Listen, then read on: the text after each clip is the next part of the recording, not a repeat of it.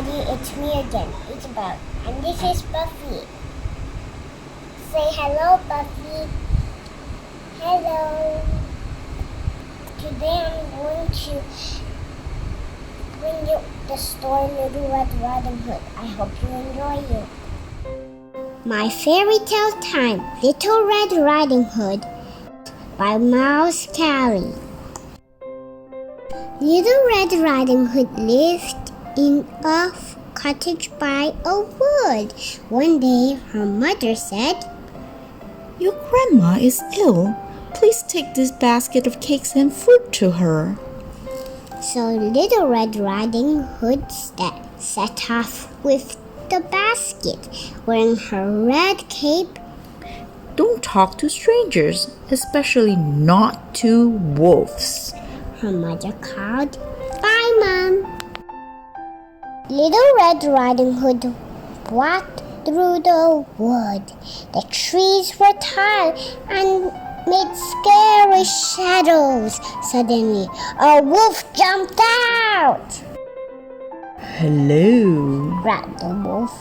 "Where are you going?"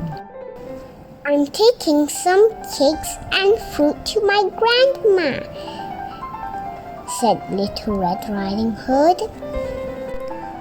"Aw, what a sweet child you are," said the wolf. "Why not pick your grandma some flowers too?" With that, big bad wolf ran off, leaving Little Red Riding Hood happily picking flowers. Little did she know, the wolf had raced ahead to Grandma's house. When he arrived, the wolf knocked softly on the door. "Let me in, Grandma. He called. "I've brought you some cakes and fruit. It's me, Grandma." But Grandma wasn't silly. "That's not Little Red Riding Hood's voice," she said. Quickly, she made her bed and hid in the wardrobe.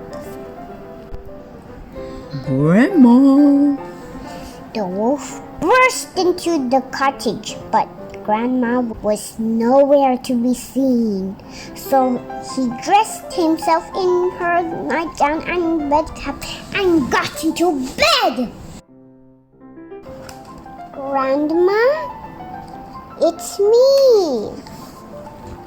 Soon, Little Red Riding Hood knocked on the door. "Come in, dear," snarled the wolf in his nicest voice. "Grandma, you look odd," said Little Red Riding Hood. "Come and sit beside me, dear," growled the wolf. Little Red Riding Hood sat on the bed. "What big ears you have, Grandma," she said. "All the better to hear you with, dear," replied the wolf. "What big eyes you have, Grandma." "All the better to see you with, dear."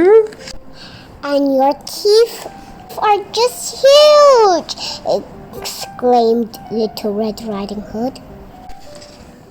"All the better to eat you with," the wolf, and he pounced. Little Red Riding Hood screamed loudly, "Ah!" and ran away. The wolf leaped after her, but suddenly there was a banging at the door. Bang, bang, bang! Little Red Riding Hood opened the door. There stood a woodcutter who had heard her screams. He raised his axe. With a howl of fear, "Roar!" and "Awoo!" the big bad wolf dashed past the woodcutter, out of the cottage and away into the forest. Then Little Red Riding Hood and the woodcutter heard a strange knocking coming from the bedroom. They opened the wardrobe door, and out tumbled Grandma. "This is a cause for a celebration!"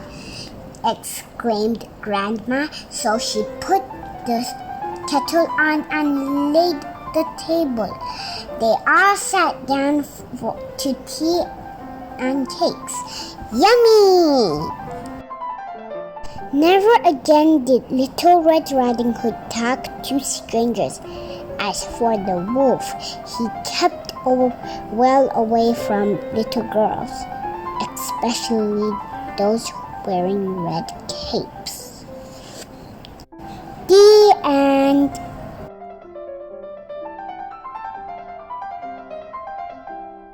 I hope you love it so much, because Buffy says it's good. So, subscribe my channel and then I'll bring you more stories in the future.